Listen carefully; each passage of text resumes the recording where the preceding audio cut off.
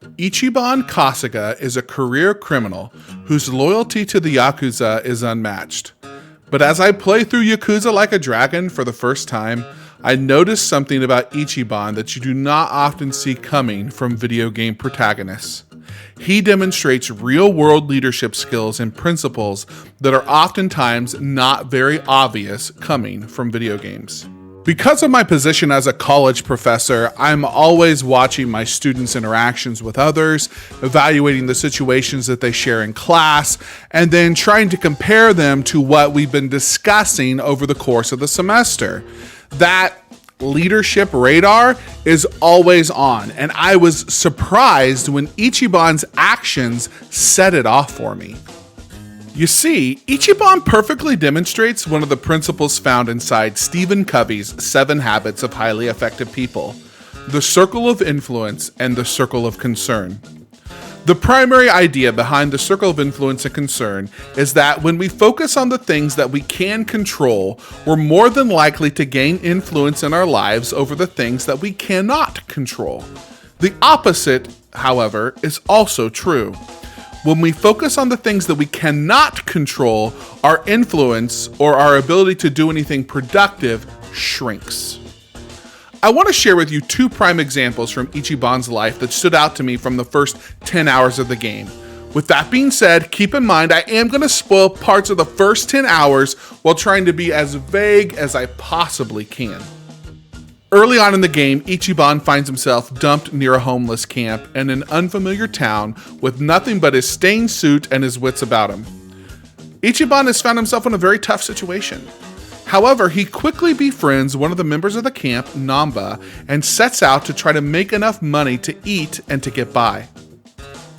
Early the next day, Ichiban and Namba set out to search for yen underneath vending machines and eventually start collecting cans in order to make enough money to get by. This actually brings us to one of the very fun mini-games in the series, where you collect cans, earn eco points, and trade them for some very basic healing items and armor and things to craft with. The writing in Yakuza Like a Dragon is so good.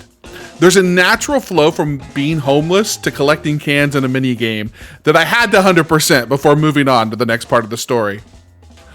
All throughout this time, Ichiban is always trying to be as optimistic as possible while not completely forgetting the horrible circumstances that he finds himself in. His realistic positivity and desire to work hard, no matter the circumstances, impacts Namba, and Ichiban's circle of influence continues to grow. The cycle of Ichiban responding in the best way possible to the situations going on in the game moves to another pivotal point where Ichiban convinces Namba to go to Hello Work, an employment agency, to try to find a job and eventually get out of the homeless camp. Now, obviously, this is a video game, and the writers have a goal in mind. But it feels so natural and right as Ichiban leads Namba and eventually also a third friend, Adachi, through the ups and downs of trying to survive in Yokohama and figure out what is going on with all of the different gangs in the city. At each moment, Ichiban is presented with a choice. Now, obviously, to progress the story, you have to make the right choice. You're not really given an option. That being said, consider the alternative with me. What if Ichiban had decided to just squander his days in the homeless camp? What if Ichiban had decided to not collect cans when he had the time and energy to do so? 1, it'd be a boring game. But 2, Ichiban would have never grown as a person and even gotten close to achieving his goal, being a hero, making a difference, figuring out what's going on.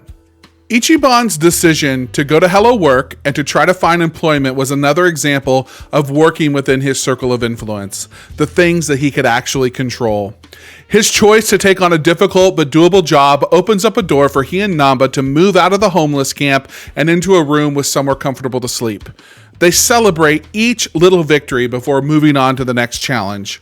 Participating in these moments with the team drew me closer to Ichiban, and his circle of influence caused me to want to just keep playing the game to help him succeed.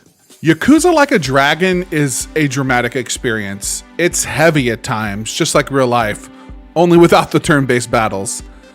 That being said, I want to encourage you to consider living life like Ichiban.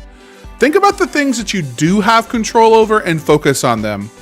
Obviously, tough times abound, and living out this principle is easier said than done. Still, let me encourage you. Don't give your time and energy to things that you cannot control. Start small, build big, just like Ichiban.